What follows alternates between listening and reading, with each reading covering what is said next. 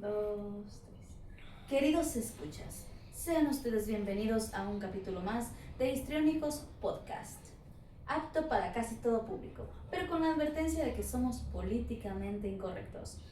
Prepárense para emociones, historia, histeria y sobre todo histrionismo.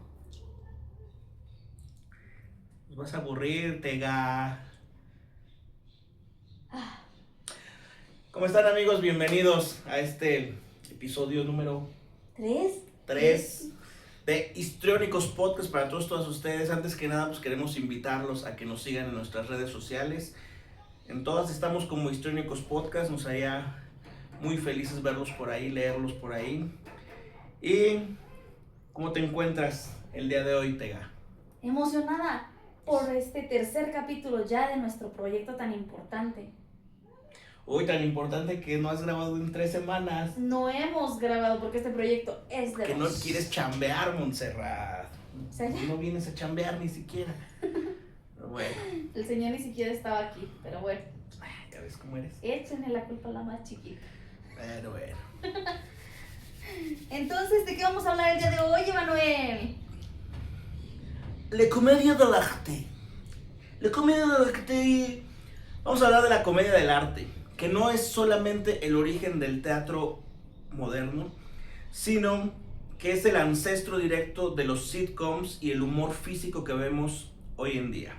Imagínate un grupo de actores y actrices saltando en un carromato, en una plaza pública del siglo XVI, sin guión escrito, solamente con una lista de escenas tras del escenario. Todo esto en una atmósfera como de la Italia del siglo XVI.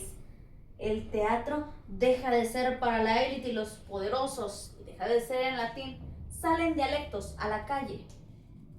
Surge el concepto del canovaccio. No solo había diálogos escritos, solo una estructura de lo que debía de pasar. Los actores en aquel entonces eran grandes maestros de la improvisación. Y como dato interesante, Tega, fue el primer género teatral profesional donde se permitió que las mujeres actuaran. Antes, como ya lo habíamos platicado, solamente los hombres practicaban todo tipo de personajes. Así es. Bueno, y ahora vamos a hablar de estos personajes que formaban parte como tal de este género. Primero, el arlechino o arlequín. Es este criado, acróbata, pobre, siempre hambriento, astuto y viste con remiendos de colores. Pero es el futuro patrón de los rombos. Después estaba el pantalone, Becci viejo, el mercader veneziano italiano y lujurioso, viejo mañoso, siempre con su bolsa de dinero y su máscara con una nariz ganchuda. Tipo Naranja Mecánica. De Stanley Kubrick. Así. La película, porque ya tuvimos por ahí. Experiencias, Luego platicamos de otras experiencias, cosas que pasan. Il Dottore, Becci también viejo, pero intelectual, al grado de querer saberlo todo. Ay, pero cuando se le pregunta algo, se hace el que no oye nada. Bueno, después tenemos a Il Capitano, un militar fanfarrón que presume de sus batallas, hazañas, pero huye. Apenas oye un ruidito rarito. Como tu compa. Me gusta el Buchanan, si no lo he probado parece que ando bien diamantado. Botita de cuero, gorrita de gallo 005, ando bien enterado bebiéndome un lean. Soy tu compa la Lucy. Ay. Los innamorati, nobles, los únicos que no usan máscara, son exagerados, dramáticos y están enamorados del amor. Ay, el amor. Ya se acerca el 14 de febrero. Y también tenemos otros eventos. Tengo una buena noticia el sábado. Tenemos unas damos el sábado primero. Sí. El sábado 14 de febrero, banda, los queremos invitar precisamente a un evento que va a estar de rechupete para todos los románticos, románticas, romantic style in the world, en la monarquía. No es cierto, es otro pedo. Ya se me fue. En el Museo Nacional de la Máscara, acá en San Luis Potosí, entrada completamente libre. Va a ser un encuentro potosino de rondallas, por ahí van a estar varias rondallas, el grupo universitario, la rondalla Romance de San Luis Potosí. Los queremos invitar, es a partir de las 4 de la tarde hasta que el cuerpo aguante. Museo Nacional de la Máscara, entrada libre, encuentro de rondallas, para que vayan ahí con su queride, abrazarse, besarse. No se pueden tocar sus partecitas y cosas así porque es un lugar público. Es un lugar muy público. Pero pues ya de ahí se pueden ir ¿A lo demás? a otro lugarcillo, a cenar por ahí cerquita de las hamburguesas de ahí de Carranza, ¿no? Donde quieran. Los invitamos sábado 14 de febrero a partir de las 4 de la tarde, Museo Nacional de la Máscara, San Luis Potosí, entrada libre, encuentro de rondallas potosinas. Entonces se me ocurrió hacer un concierto. Yo acabo de sacar mi disco, aquí está, y pues ya están algunas canciones en plataformas digitales, pero se me ocurrió hacer un concierto. Y no va a ser cualquier concierto, porque se me ocurrió la grandiosa idea de decir, ¿y si junto músicos para que tengamos músicos en vivo? Y quiero invitarlos a que aparten la fecha, porque va a ser entrada libre. Va a ser el sábado 21 de febrero a las 7 p.m. La ubicación va a estar por confirmada. Aparten la fecha. Estoy muy emocionada. Si no nos siguen, recuerden seguirnos. Pero explícanos, ¿qué son los Lassie? ¿Los qué? Los Lassie. Era un perrito que salió en una película. ¿Un perrito? No, nunca me tocó. Es que somos de generaciones diferentes. Uy, sí, yo estoy chavo. Eran bromas visuales o acrobáticas, prefabricadas, que los actores utilizaban o metían en la improvisación cuando veían que el show estaba decayendo. Por aquí les podemos dejar una imagen de los Rudy Lata Circus, maestrazos de eso, el mismo Charles Chaplin. Y bueno, vamos a avanzar, que más adelante podemos platicar de todo claro. eso. Ejemplos de esto, pues es el famoso lazo de atrapar una mosca y el lazo de el espanto. Y ahora, conexiones modernas. ¿Sabían que el término slapstick viene de batraxio? Mira, cayó el micrófono. No se pía. Disculpen el ruidillo. Eso era un palo de madera. Estoy estrenando un palito aquí muy bonito y que quiero usarlo. Pero no era un palo como ese, porque era de madera. No, y era doble. Que yo quiero usar es que me fue el nombre de esta madre, pero bueno. Lo usaba el suena mucho bonito, miren. Y lo usaba para golpear a los otros. Sonaba fuerte, pero no dolía. Es el origen del humor de Tom y Jerry. Mucho bene. En sus influencias tenemos, entre las más conocidas, Molière en Francia, Shakespeare en Inglaterra, con personajes como el Falstaff, que tiene mucho de El Capitano, y hasta en nuestro México, el famoso comediante Shakespearito, el señor Roberto Gómez Bolaños, en su trabajo de comedia que hacía. Claro, y hasta podemos decir que la comedia física destaca en las redes sociales con personajes como Carla Lanelli. Los memes que vemos en las redes sociales con humor visual y con palabras como Chems, por ejemplo. Si ya les dio ansiedad, ustedes saben de quién hablo. Y TikToks de humor visual sin palabras con Kaby Lane, que de hecho se hizo famoso por no hablar. Justamente, mucha gente deberíamos hacer eso. ¿Sí? O sea, ya nos veíamos. Ya, adiós. Bye. Fin del podcast. No es cierto. Y bueno, la recomendación de esta semana es que vean una obra de la compañía Gelosi, Gelosi. Eso es teatro histórico. Y también lo que les acabamos de mencionar, que se pueden buscar videos en las plataformas de Les Rudy Yata Circus. Chulada de trabajos. Super experiencia versus, Los recomendamos. Vamos a hablar de los gelosi. Algo de los gelosi, Tega. Platicanos, piba. Platicanos algo de... ¿De dónde eran estos güeyes? ¿Por qué estoy hablando como argentino? Pues es porque ellos se creen más o menos de esos. Bueno, más bien los argentinos se creen franceses. A ver, platícanos. Pero luego hablamos de los argentinos. Bueno, Del teatro argentino también vamos a platicar. Ahí tengo unas obras bien chidas que les voy a recomendar. la traducción a nuestro idioma sería los celosos. O sea, los tóxicos, pues no. Era su tema. Urgenti. Alcanzamo de gelosi il vanto. Que significa que estaban celosos de alcanzar la excelencia. Y fueron esa primera super banda de la comedia del arte. Sí, los comparamos en la actualidad y ellos serían como los Beatles de tus papás del siglo XVI, donde llegaban, causaban sensación, marcaban la tendencia y eran protegidos por la máxima autoridad. Oye. Bueno, esta compañía tiene un gran ascenso político-social, podríamos decirlo, del año 1568 al 1604. La compañía se funda en Milán en 1568. Lo que los hacía diferentes no era solo su talento, sino su profesionalismo. Anótele, profesionalismo. En una época donde muchos actores eran vistos como vagabundos. Pues todavía. Todavía, lamentablemente. Ay, Brother, préstame 5 varos.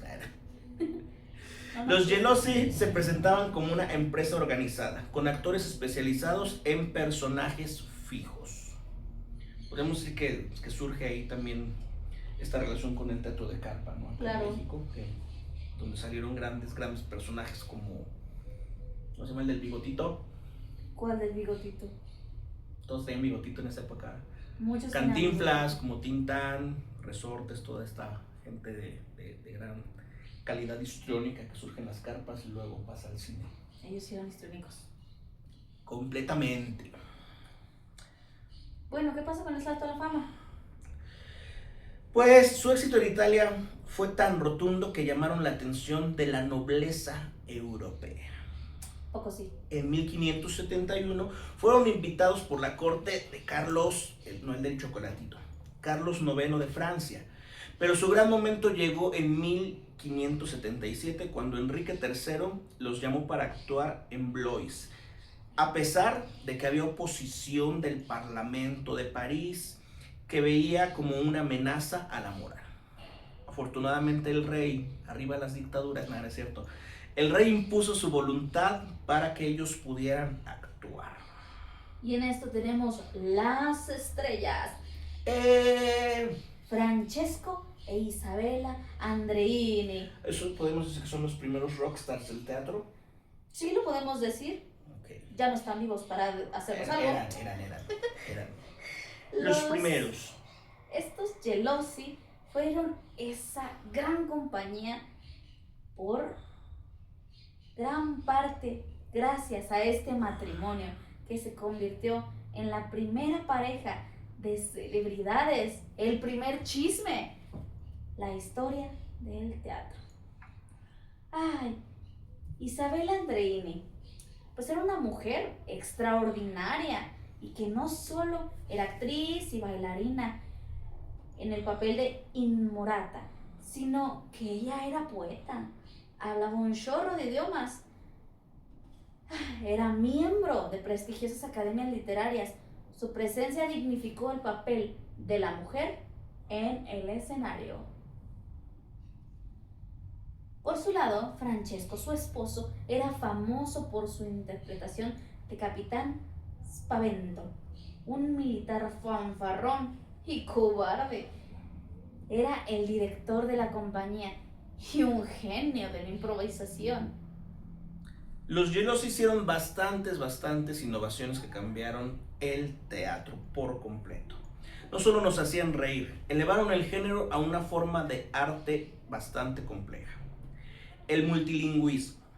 Sus funciones eran una mezcla de diálogos italianos, venecianos, lo cual fascinaba a las cortes extranjeras por su musicalidad. La estructura del Canobascio. Perfeccionaron el uso de guiones esquemáticos, permitiendo que la improvisación fuera fluida, pero nunca perdiera el hilo de la historia. Y la integración de otras artes. Sus espectáculos incluían música en vivo, canto, danza y acrobacias de alto nivel. O sea, son los padres de la multidisciplina. Ah, ok. Los Gelossi. Eso me suena a los talleres que hacíamos nosotros, pero bueno, vamos a continuar. Eso se me acaba de ocurrir.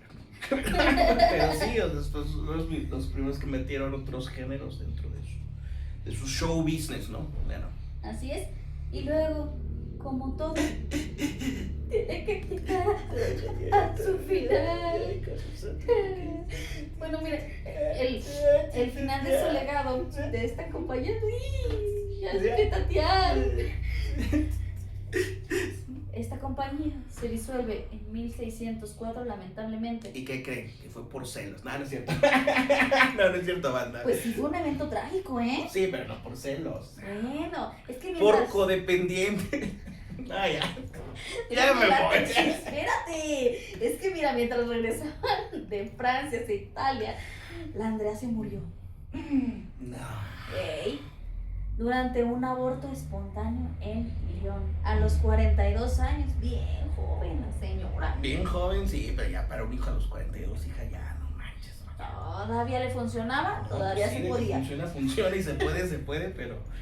Bueno, esto nos habla del luto de un rey. Su muerte fue tan sentida que la ciudad de Lyon le rindió honores casi reales y se los merecía. Pero también hablamos de la disolución.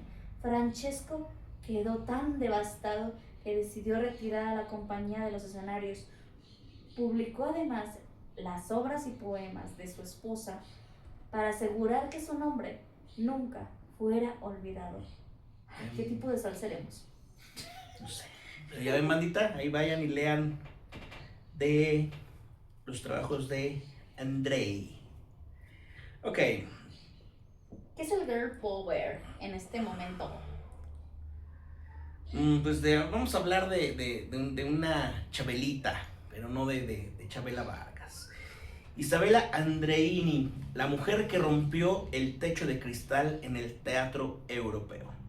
Fue actriz, dramaturga y poetisa de la comedia del arte del siglo XVI.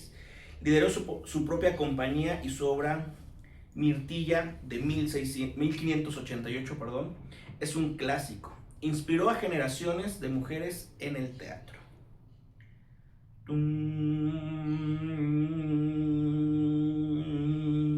Banda, por ahí tenemos un pequeño sketch que nos gustaría más adelante compartir con ustedes. Pero queremos llegar mínimo... ¿Cuántos seguidores tenemos ahorita en redes? ¿5? 5. Queremos llegar a 20. A 20. A 20, que es la gente que cabe acá en el foro La Azotea. Que es como si lo estuviéramos presentando aquí, pero se los grabamos. Si llegamos a 20 seguidores, lo armamos. ¿Cómo ves, Tega? ¿Se hace o no se hace? Late. Ok. Pues, háblanos un poquito sobre el diseño escenográfico de los celosos.